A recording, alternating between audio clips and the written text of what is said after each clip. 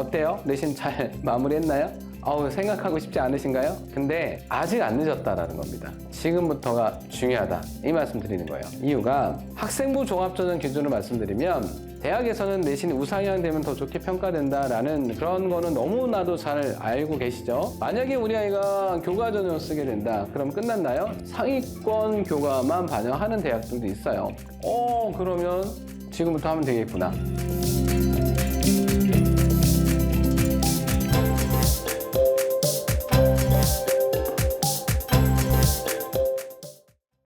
네, 안녕하세요. 반갑습니다. 인사드리겠습니다. 김학수입니다. 입시를 위한 중요 요소. 내신 잘 마무리하자. 너무 뻔한 얘기 맞아요. 네, 맞는데 왜 내신을 잘 마무리해야 되는지 말씀드릴게요. 만약에 우리 아이가 지금 고1이다. 이제 고2 올라간다. 어때요? 내신 잘 마무리했나요?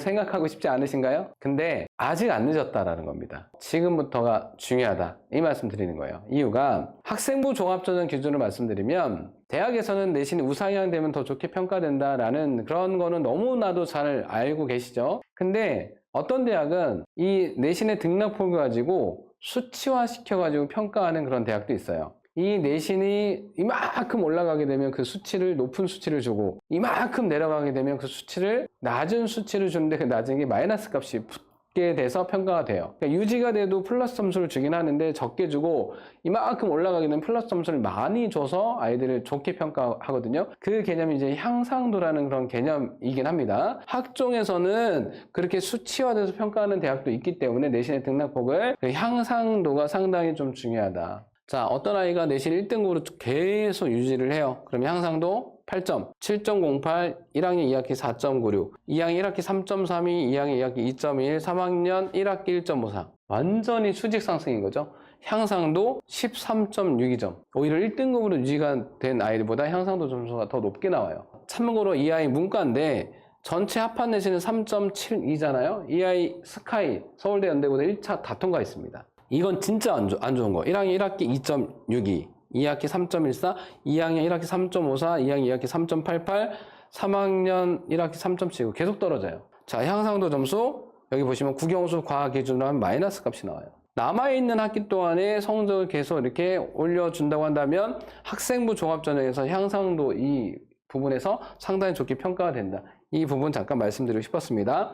그러니까 아직 끝난 게 아니다. 그래서 우상이야, 이건 약간 추상적인 거니까 이게 수치화돼서 평가가 되고 있대. 그러니까 남은 기간 동안에 우리 내신 잘 마무리하자라는 현실적인 얘기로 접근해 주시고요. 만약에 우리 아이가 교과전형을 쓰게 된다, 그럼 끝났나요? 예를 들면 동국대 교과전형, 학교장 추천전형이긴 한데요, 상위 10개 과목만 반영을 해요. 그러면 1학년 때 내신 망했어도 2학년, 3학년 합하면 상위 10개 과목 넘거든요. 그러면 지금부터 하면 되겠구나. 선생님, 우리 아이 동국대 목표가 아닌데요. 자, 순천향대 의대 같은 경우도 국영수 4과 5개 교과 중에서 상위 교과만 반영을 하고, 덕성여대 같은 경우도 국영수 4과 중에서 상위 3개 교과만 반영을 하고 상위권 교과만 반영하는 대학들도 있어요. 근데 어머님들께서 여기서 또 기억하셔야 될 건, 교과는 뭐고 과목은 뭐냐. 교과가 더 상위 개념이고 과목이 더 하위 개념이거든요. 교과는 예를 들면 국어 교과, 과목은 문학 과목, 독서 과목 이런 거예요. 그래서 대학에서 상위 10개 과목만 반영한다 그러면 각각의 과목을 얘기하는 거고, 상위 예를 들면 3개 교과를 반영한다 그러면 국어 교과 전체, 수학 교과 전체, 예를 들면 과학 교과 전체, 이렇게 생각하시면 돼요.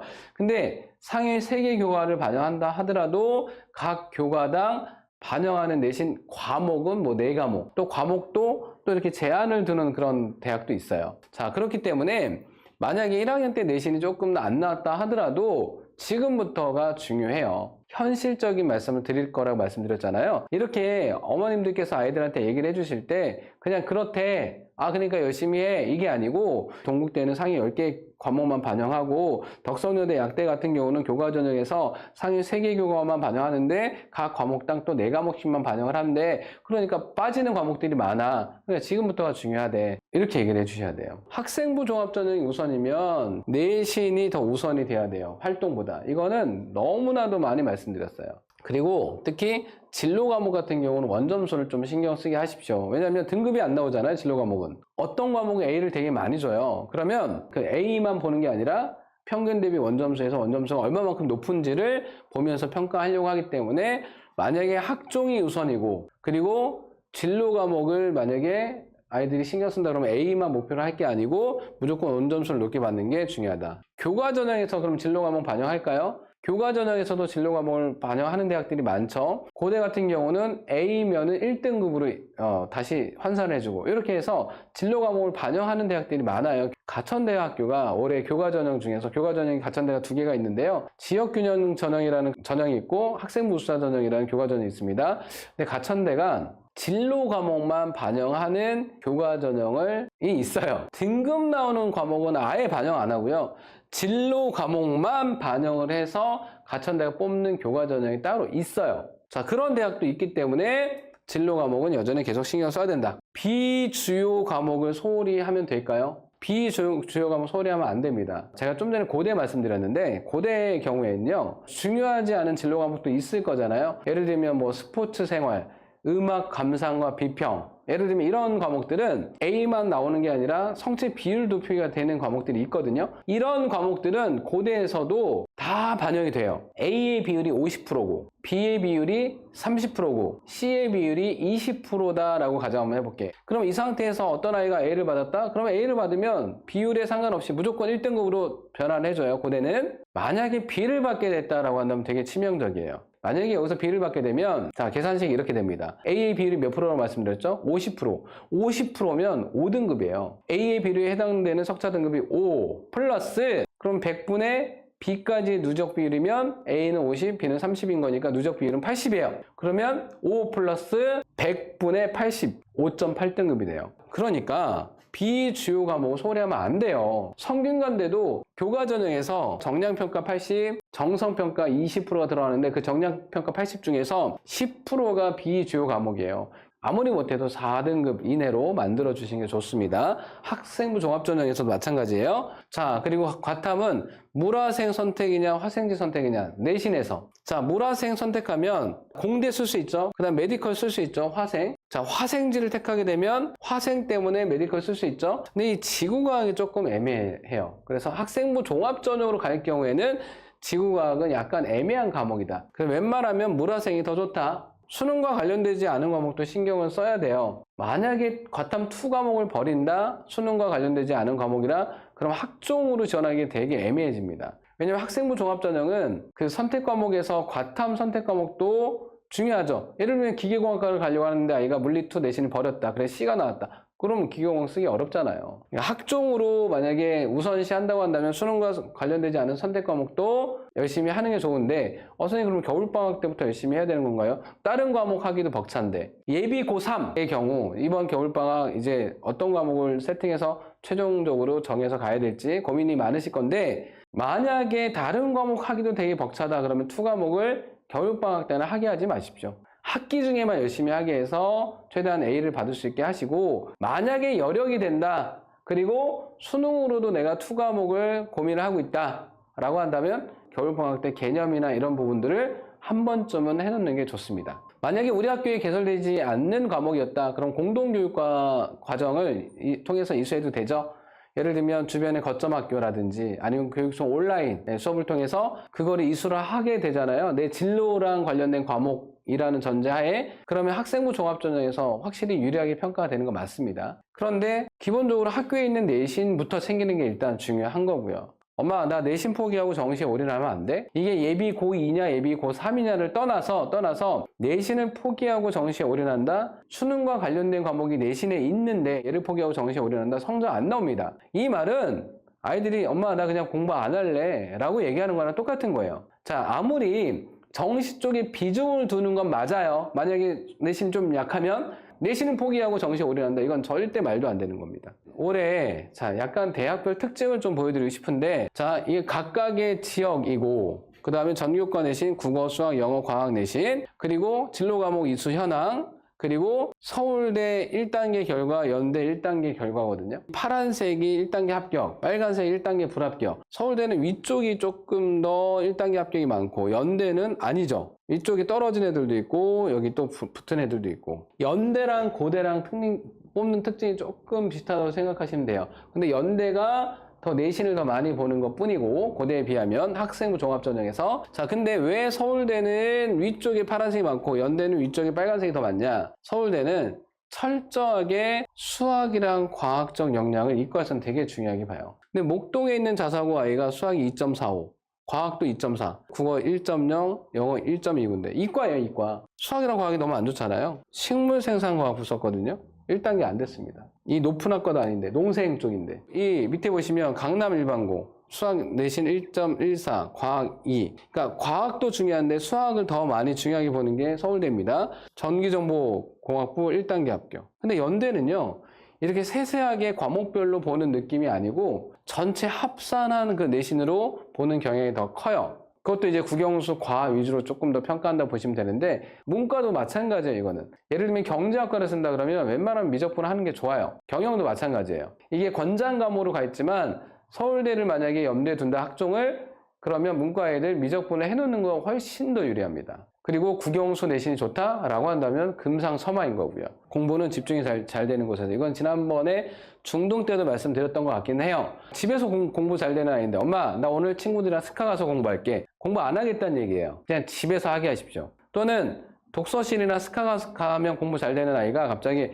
엄마 나 오늘 집에서 공부할게. 공부 안 하겠다는 얘기예요. 그냥 내보내십시오. 이거 정말 중요한 얘기예요. 그래서 말씀드린 겁니다. 플래너 활용, 이건 정말 중요해요. 그래서 제일 중요한 건 데일리 플랜이에요. 이게 왜 중요하냐면요. 오늘 계획 중에 5개를 끝낸다고 계획을 세우잖아요. 그러면 아이들이 하나 끝낼 때마다 지워가는 그 성취감을 느껴요. 그리고 만약에 1시간 남았는데 4개 끝냈다. 그럼 하나 남아있는 거잖아요. 아이들이 1시간 내에 끝내려고 엄청 집중력을 발휘합니다. 이렇게 하는 그런 모습들이 생겨나요. 그리고 만약에 플래너를 작성하지 않으면 어떻게 되죠? 플래너를 작성하지 않게 되면 아이들이 그 다음날로 미루는 경우가 많아요. 또 하나는 플래너 세우는 건 정말 중요한데 하루에 지킬 수 있는 분량으로. 그래서 처음에는 좀 적게 잡아놓고 해봤더니 이 정도 하면은 조금 시간 남네? 조금 늘려볼까? 해서 충분히 끝낼 수 있는 분량으로 아이들이 플래너를 작성할 수 있게. 이 부분은 제가 하나고 있었을 때도 아이들이 플래너 쓰는 애들이 정말 많아요. 한 90% 이상은 됐던 걸로 기억을 하거든요. 그래서 공부 잘하는 아이들의 특징 중에 하나입니다. 플래너 무조건 쓰게 하셔야 돼요. 약한 과목은 시간 정해서 꾸준하게 하게 해주셔야 돼요. 안 그러면 계속 밀려요. 그래서 시간 딱 픽스해 놓고 이 시간만큼 무조건 이거 한다.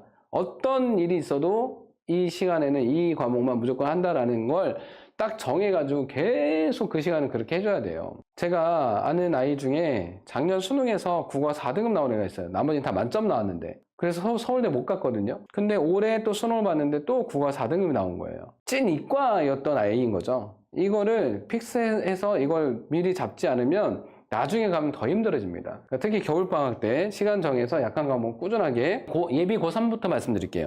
우리 아이들 조금 있으면 이제 기말고사 다 끝났다. 그러면 아이들이 어머님들께 엄마 나 수학원이 공부한 지 오래돼서 기억이 안 나요. 이렇게 얘기하는 애들 되게 많아요. 그러면 겨울방학 때 새롭게 시작해야 되는 거거든요. 특히 이제 예비 고2 학생들 같은 경우는 수원은 내신으로 1학기 때 보통 끝나잖아요. 그럼 2학기 때 거의 손을 놔요. 그러면 여름방학이라고 가정해볼게요. 그러면 내신과 수능 같이 병행을 하고 여름방학이면 그 다음 모의고사가 9월 모의고사가 되겠죠. 그리고 중간고사, 11월 모의고사, 기말, 그 다음에 생기고 챙기고, 그 다음에 방학. 자, 그러면 만약에 내년 여름방학이 됐다. 이 여름방학이면 이미 수1은 1학기 때 끝나고 더 안 할 거잖아요. 그래서 이 모의고사를 시험 범위를 보게 하셔야 돼요. 꼭. 그 모의고사 준비를 시키셔야 돼요. 왜냐하면 모의고사 준비를 하게 되면 수1은 전범위로 나오거든요. 2학기 때는. 그러니까 아이들이 조금이라도 문제를 풀어보려고 해요. 근데 모의고사를 완전히 놔버리면 그냥 내신에만 집중해서 수1은 거의 안 합니다. 그리고 이번 겨울방학, 고3 거의 똑같아요. 겨울방학 때 내신이나 수능, 특히 학기 되면 수능을 준비할 수 있는 시간적인 여력이 안 돼요. 그러니까 수능 꼭 겨울방학 때 같이 해주셔야 되고, 이때 목표는 3월 모의고사를 목표로 하게 하십시오. 그리고 끝나면 바로 중간고사, 올인, 중간고사 끝나면 무조건 6월 모평 준비하게 하셔야 됩니다. 그리고 끝나면 기말에 올인, 그 다음에 생활기록부 챙기는 거 이때 중점적으로, 그 다음에 방학, 이렇게 맞이하게 해주셔야 돼요. 정말 중요한 것도 말씀을 드리면, 우리 학생들이 모의고사를 보잖아요. 그러면 예를 들면 2학년 기준으로 말씀드리면 다 1111 나온다. 이게 수능 등급으로 생각하면 안 돼요. 재수생들이 들어오면 등급 안 나오는 경우 있죠. 그래서 잘 보십시오. 만약에 고려대학교가 문이과 모두 학생부 종합전형에서 학업 우수형에서 수능 최저학력 기준이 얼마죠? 4개 등급합 8등급이죠. 4합 8등급이에요. 그런 얘기 많이 들어보셨죠? 평소 모의고사보다 수능이 한 등급씩 떨어진다. 만약에 진짜 수능에서 한 등급씩 떨어진다라는 전제를 하게 되면 평소 모의고사는 1111 나와야 돼요. 근데 물론 평소 모의고사 1111 나오는 학생들이 다 한 등급씩 밀려서 2등급 나오고 이러지는 않아요. 해서 더 아이들한테 수능 모의고사 볼 때 등급으로 접근하게 하지 마시고 원점수로. 이번에 수학 1등 커트라인 몇 점이에요? 88점이잖아요. 미적 기준으로 했을 때. 그러면 내년 수능에서도 88점 나오면 1등급은 나올 거거든요.